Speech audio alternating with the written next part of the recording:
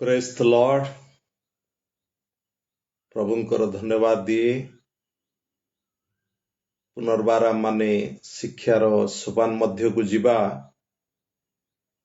आज प्रातः सकाळ पाई पुणी प्रभु को मु धन्यवाद दूची। आमनकर टॉपिक पूर्व टॉपिक आमाने जे विषय आलोचना करुथिले अंतिम समय मंडली। कारण अंतिम समय मंडली कि प्रकार स्थिति रे वर्तमान चलीची आ से विषय रे आमाने अनेक विषय आलोचना करुचे। कारण बाइबल प्रकाश करे जे अंतिम समय मंडली आ ईश्वर को लोक माने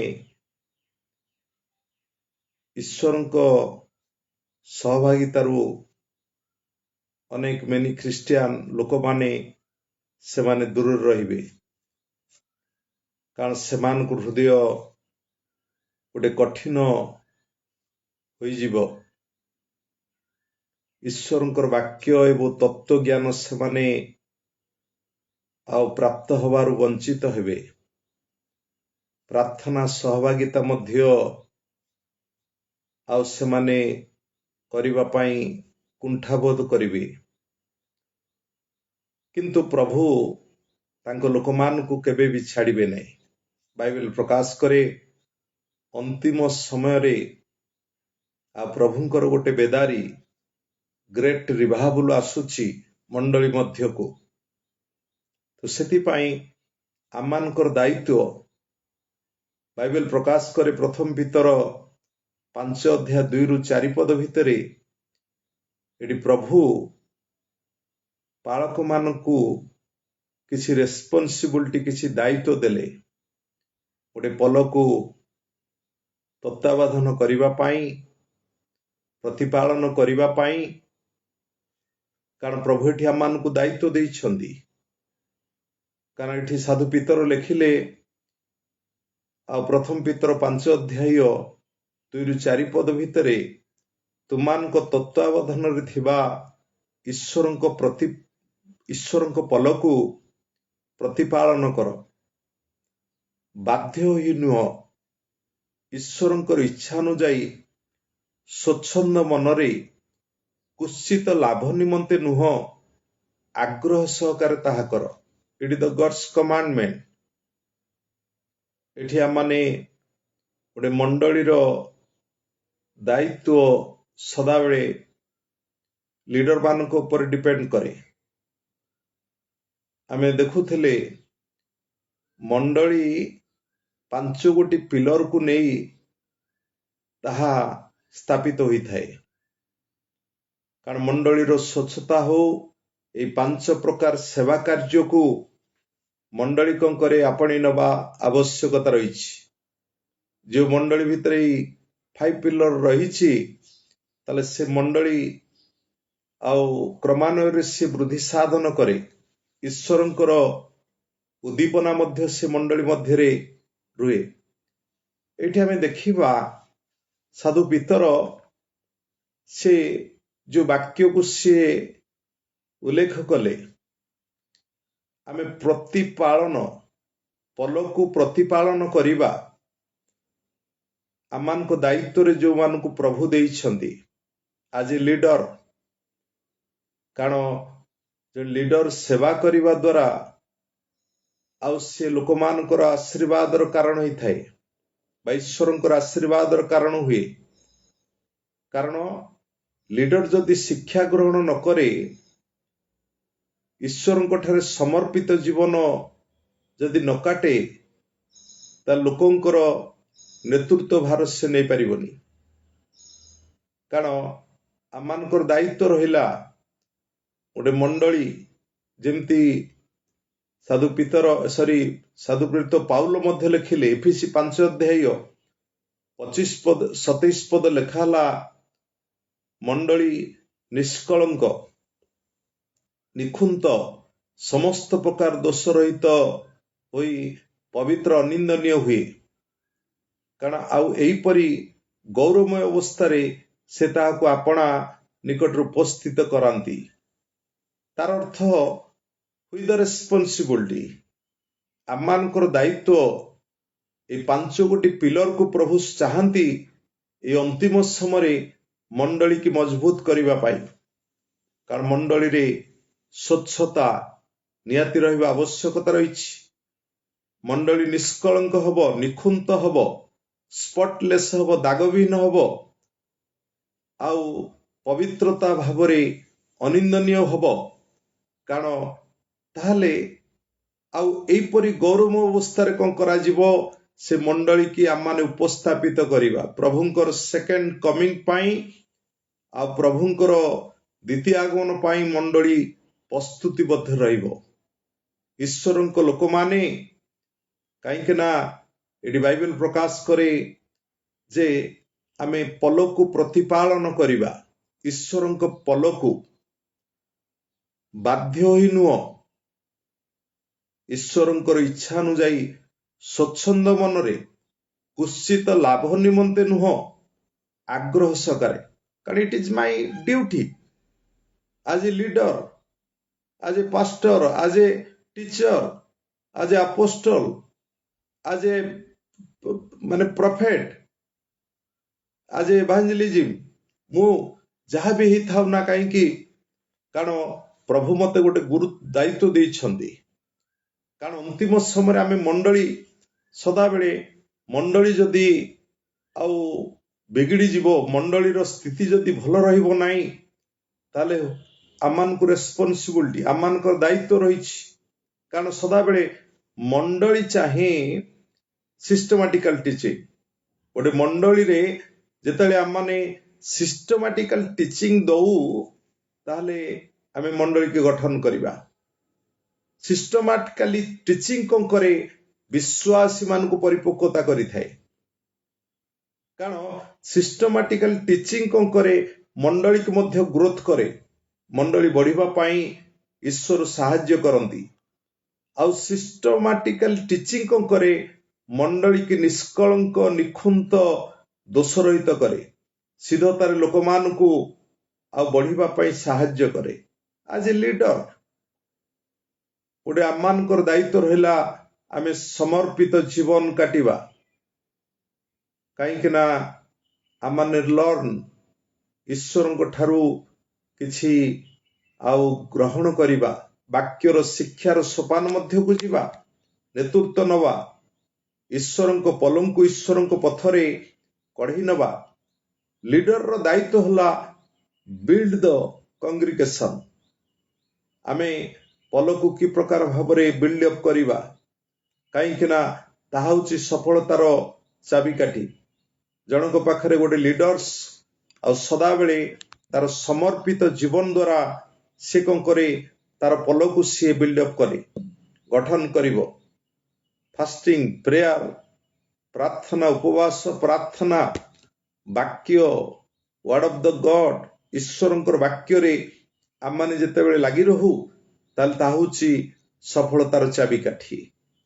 ତେଣୁକରି ଲିଡର ପାଖରେ ଦର୍ଶନ ରହିବା, ଭିଜନ ମୋଷ୍ଟ ଆବଶ୍ୟକ। ଯୋଉଟା ହବକୁକ ପୁସ୍ତକରେ ଲେଖା ହେଇଛି, ଦର୍ଶନ ବିନା ଲୋକମାନେ ବିନଷ୍ଟ ହୋଇଯାଆନ୍ତି। ଦର୍ଶନକୁ ପଟାରେ ସୁସ୍ପଷ୍ଟ କରି ଖୋଳି ଲେଖ, ଦୌଡ଼। ଆମମାନଙ୍କୁ ଦୌଡ଼ିବା ପାଇଁ ପଡିବ ସେ ଦର୍ଶନକୁ ଫୁଲଫିଲ କରିବା ପାଇଁ। ତେଣୁକରି ଆମୋସ ମଧ୍ୟ ସେ ଗୋଟିଏ ବିଷୟ ଲେଖିଲେ 9:11 ସେଦିନ ଆମ୍ଭେ ଦାଉଦର ପତିତ ତମ୍ବୁକୁ ପୁନର୍ବାର ଉତ୍ଥାପନ କରିବା, ତଇଁର ଫଟା ସ୍ଥାନ ସବୁ ବନ୍ଦ କରିବା, ତାର ଉଜାଡ଼ ସ୍ଥାନ ସବୁ ପୁନର୍ବାର ଉଠାଇବା, ପୂର୍ବ କାଳର ନ୍ୟାୟତାକୁ ପୁନର୍ବାର କରିବା। ଏଠି ମଣ୍ଡଳୀ ବିଷୟ ଲେଖା ହେଲା। ଆମୋସ ଏଠି ପତିତ ତମ୍ବୁ, ଯୋଉ ମଣ୍ଡଳୀର ସ୍ଥିତି ଖରାପ ହେଇଯାଏ, ପୁଣି ପରମେଶ୍ୱର କହିଲେ ଆମେ ତାକୁ ଉତ୍ଥାପନ କରିବା, ତାକୁ ରେଷ୍ଟ୍ରୋରେସନ କରିବା, ଫଟା ସ୍ଥାନ ସବୁ ବନ୍ଦ କରିବା, ଆଉ ଉଜାଡ଼ ସ୍ଥାନ ସବୁ ପୁନର୍ବାର ସଜାଡ଼ିବା ବା ଉଠାଇବା। ତେଣୁକରି ଆଜ ଏ ଲିଡର ମୋର ଦାୟିତ୍ୱ, ମୋର ରେସ୍ପନ୍ସିବିଲିଟି ହେଲା ଯେ ପତିତ ତମ୍ବୁ ପୁନର୍ବାର ଉତ୍ଥାପନ କରିବା। କେମିତି?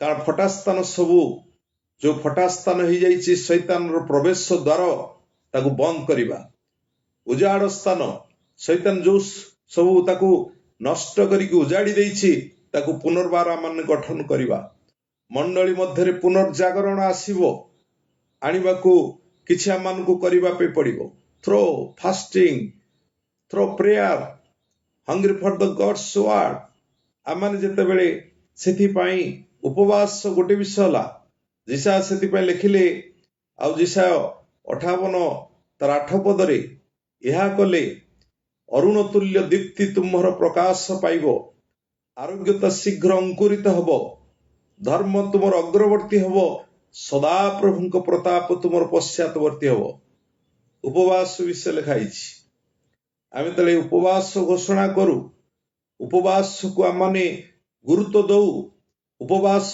प्रार्थना कौन कले यहा कले आमे तले फास्टिंग प्रेयर को गुरुत्व दऊ ताहले आमान को निकट अरुण तुल्य दीप्ति प्रकाश पाइबो शीघ्र आरोग्यता शीघ्र अंकुरित हबो लोक माने सुस्थ सबल रहिबे मेष माने हुष्ट पृष्ठ होइकि गोवत्स तुल्य कुदा मारिबे तेणु करी एठी जोएल मध्य लिखिले यहा कले एठी जिसा लिखिले तापर जोएल जदि आम उपवास से प्रकार करू जोएल लिखिले तही उतारे 2:28 पद जोएल आउ सेठ लिखाला तही उतारे आमे समुदाय प्राणी उपरे आउ आत्मा ढालिबा केतेबेले जेतेले मंडली जागी उठिबो निद्रारु जेतेले लोक माने उठिबे लोक मान को भीतर गोटे पुनर्जागरण आसीबो लोक मान जेतेले उद्दीपना मध्य को चली जिबे मंडली जेतेले गोटे ग्रेट रिवाइवल पाई आउ जेतेबेले आकांक्षा जेतेबेले आशावादी रहिबो मंडली मध्यरे सदा प्रभुंकर महिमा जेतेले प्रकाशित हबो ताले नीड रहिछि आमानकर फास्टिंग उपवास प्रार्थना नियाति आवश्यकता रहिछि काहेकि आमे जेतेले उपवास रे क्रंदन करी सदा प्रभुंक गृह रे आमाने जेतेले प्रार्थना रे लागि रहू ताले सेतेबेले तही उतारे आम्भे समुदाय प्राणी उपरे आमे कोन करिवा आम आत्मा को ढालिबा जाकि जोएल मध्य लिखिले माने परमेश्वरंकर बेदारी जाकि गोटे मंडली उद्दीपना मध्य को जीव तुमानकर पुत्रगण कन्यागण से माने भविष्यत वाक्य प्रचार करिवे तुमर वृद्ध लोक माने स्वप्न देखिबे युवा लोक माने दर्शन पाइबे निमिया मध्य आउ रेस्टोरेशन पुनस्थापन कार्य करिबा पूर्वरु से स्पेंड टाइम विथ गॉड ईश्वरंक सहित आउ से फास्टिंग प्रेयर से कौन कले आउ से लगी रहिले तेणु करी निहिमिया 1 अध्याय 3 पद लेखा अछि सेतेबेले निहिमिया जेतेले सुनिले मोर लोक माने दुखर अछंती आउ जेरूशलेम प्राचीर भग्न होई अछि तैर द्वार सबु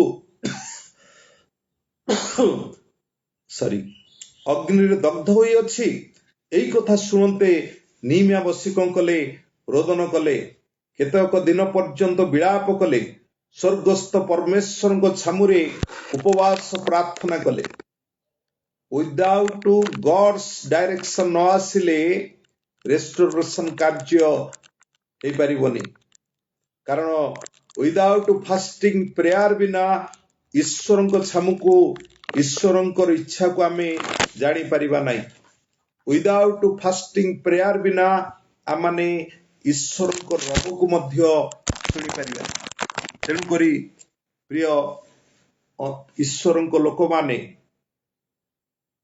आज आमान को पाई आमाने से अंतिम समय शेष मुहूर्त माने वास करुचे प्रभुंकर द्वितीय आगमन अति सन्निकट ता पूर्वर आमाने निज निज को आमाने कौन करिबा प्रस्तुति मध्य को जीवा कहीं ना आज टुडे भी अनेक मंडली टुडे अनेक मिनिस्टर माने टुडे अनेक सर्वेंट ऑफ गॉड ईश्वर को दास माने से माने विफलता मध्य रही कारण मेनी चर्च मध्य डेड अवस्था रही टुडे मेनी चर्च लोक मानकर कंडीशन ठीक नहीं मेनी चर्च दुर्बल पीड़ाग्रस्त मंडली विपथगामी मेष माने आउ ए प्रकार अवस्था से रही ताले एठी आमाने कौन करिबा मंडली की पुनस्थापन करिबा पाई ଆମମାନେ କିଛି ଦାୟିତ୍ୱ ନବା।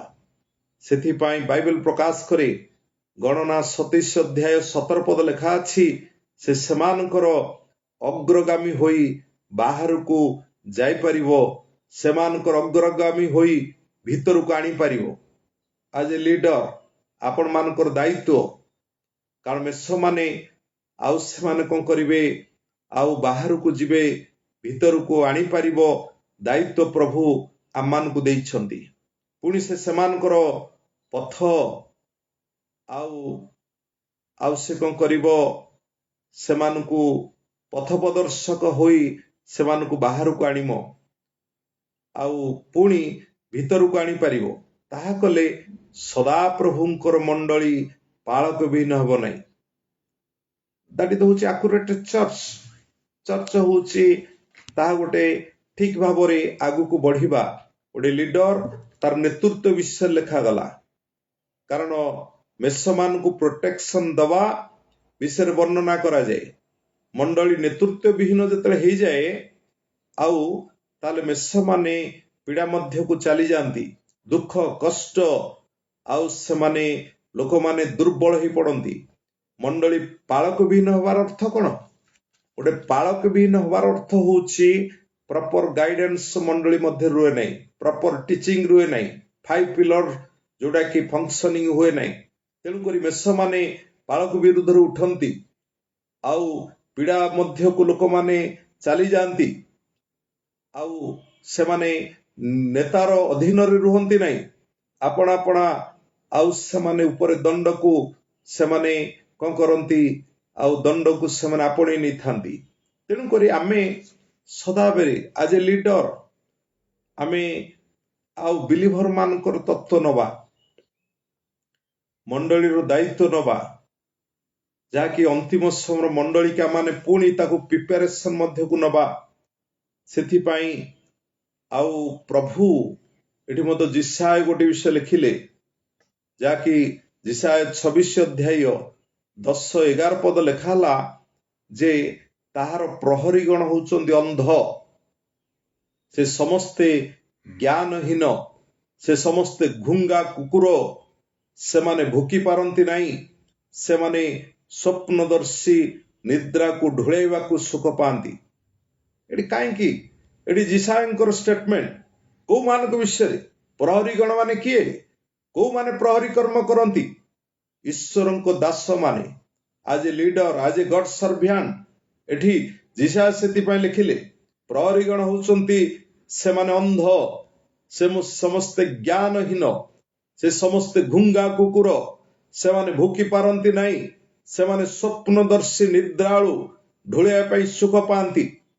ଆଉ ସେଇ କୁକୁର ମାନେ ପେଟୁକ, ସେମାନେ କେବେ ତୃପ୍ତ ନୁହନ୍ତି, ଏମାନେ ବିବେଚନା ଶୂନ୍ୟ ଶକ୍ତି ବିହୀନ ପାଳକ, ସେମାନେ ଶକ୍ତି ବିହୀନ ପାଳକ, ସେମାନେ ଆପଣା ନିମନ୍ତେ ଚାରିଆଡୁ ଲାଭ ଚେଷ୍ଟାରେ ଆପଣା ବାଟରେ ଫେରି ଅଛନ୍ତି। ଅନ୍ତିମ ସମୟର ମଣ୍ଡଳୀ ଲିଡର ମାନଙ୍କ ବିଷୟରେ ଆଉ ସୁନ୍ଦର ଷ୍ଟେଟମେଣ୍ଟ ଦେଲେ। ଗୋଟେ ନେତୃତ୍ୱ ନଉଥିବା ଜଣେ ଦାସଙ୍କ ବିଷୟରେ ଏଠି ଆଉ ଜିସାୟ ପ୍ରଫେସି କରୁଛନ୍ତି, କାରଣ ମଣ୍ଡଳୀର ସ୍ଥିତି ଏଇ ପ୍ରକାର ରହିବ। ମଣ୍ଡଳୀର ପାଳକ ମାନଙ୍କ ବିରୁଦ୍ଧରେ ଜିସାୟ ଷ୍ଟେଟମେଣ୍ଟ ଦେଲେ, କାରଣ ପ୍ରହରୀଗଣ ଅନ୍ଧ ବ୍ୟକ୍ତି, ଉତ୍ତମ ବ୍ୟକ୍ତି ଆଉ ସେ କଣ କରିବ, ଠିକ ରାସ୍ତାରେ ନେଇପାରିବ ନାହିଁ, ସେ ସମସ୍ତେ ଜ୍ଞାନବିହୀନ। ମଣ୍ଡଳୀର ତତ୍ତ୍ୱ ନେବା ପାଇଁ ଜ୍ଞାନର ଆବଶ୍ୟକତା ରହିଛି। ସେ ସମସ୍ତେ ଘୁଙ୍ଗା କୁକୁର, ସେମାନେ କଣ କରନ୍ତି? ସେମାନେ ନିଜେ ବୁଝନ୍ତି ନାହିଁ, ସ୍ୱପ୍ନଦର୍ଶୀ ନିଦ୍ରାଳୁ, ବଡ ବଡ ସ୍ୱପ୍ନ ଦେଖନ୍ତି, ମାତ୍ର କାର୍ଯ୍ୟ କରନ୍ତି ନାହିଁ। ନିଦ୍ରାଳୁ, ଶଯ୍ୟା ଛାଡିବାକୁ ଇଚ୍ଛା ହୋଇନଥାଏ, ଢୁଳେଇବାକୁ ସୁଖ ପାଆନ୍ତି। ଈଶ୍ୱରଙ୍କ ଠାରୁ ଈଶ୍ୱରଙ୍କ ସତ୍ୟକୁ ସେମାନେ ବଜାଇ ରଖି ପାରନ୍ତି ନାହିଁ, କାରଣ ଦାଟି ହଉଛି ଲେଜିନେସ୍, ତାଙ୍କୁ କୁହାଯାଏ ଅଳସୁଆ। ତେଣୁକରି ଆମମାନେ ଗୋଟେ ବିଷୟ ମିନିଷ୍ଟ୍ରି, କାରଣ ଆମମାନଙ୍କର ଫୋକସ ରହିବା ଆବଶ୍ୟକତା, ସେବା କାର୍ଯ୍ୟ ସଦାବେଳେ।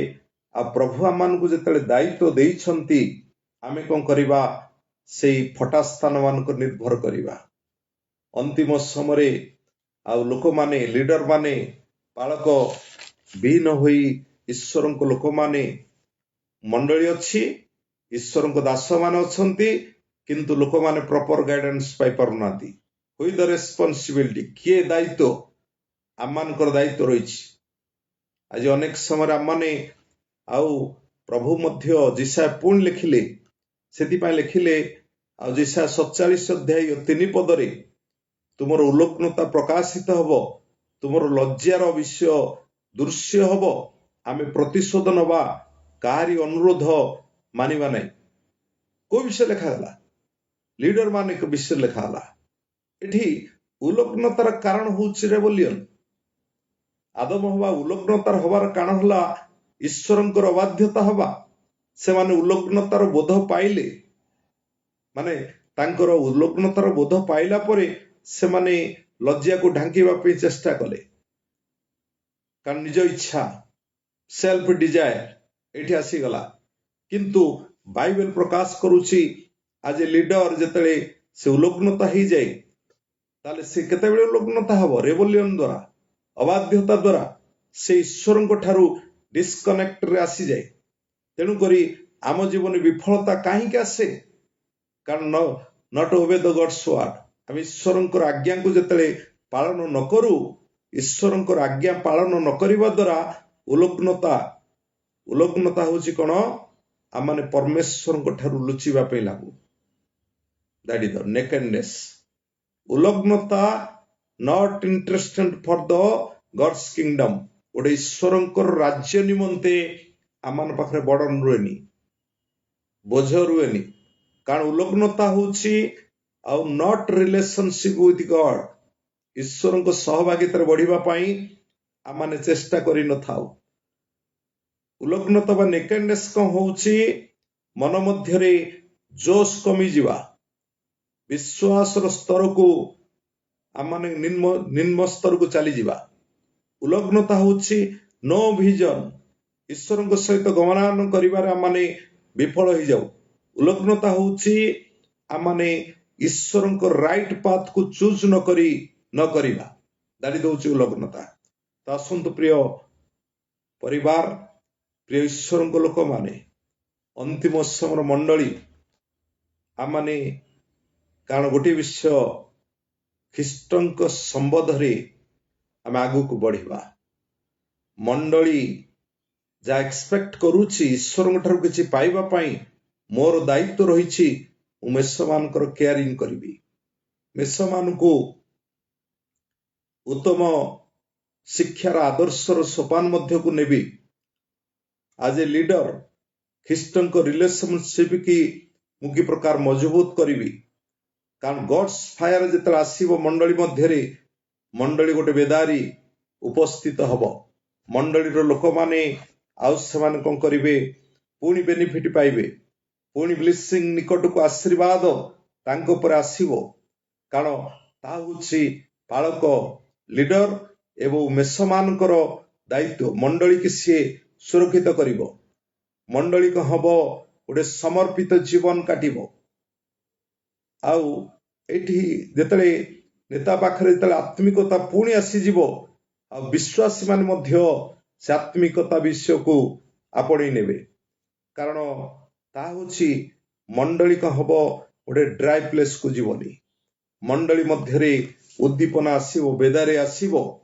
तेणु करी आसंतु प्रिय ईश्वर लोक माने आमे समस्त अंतिम समय प्रभु प्रति सजाग हवा मंडली प्रति आममानकर जो दायित्व रही से दायित्व को आम कौन करवा सुचारू रूपे तुलेवा प्रभु मते जो दायित्व देइछंती मु कौन करी से फटा स्थान मानक मु कौन करी ठिया हेबी तो प्रभु को धन्यवाद दिए पुणी आम माने ए शिक्षा पुणी आम माने कंटिन्यू लगी रहिबा मु विश्वास करूची आजर वाक्य आपण मान को पाई निहाती आवश्यकता आपण मान को पाई बहुत हितजनक हबो आमे वाक्य अनुसार परस्पर को सांत्वना दवा परस्पर ठर मध्य आमाने शिक्षा ग्रहण करिबा। धन्यवाद दउछि प्रभु ए वाक्य द्वारा प्रत्येक आशीर्वाद करंतु। Praise the Lord, praise the Lord.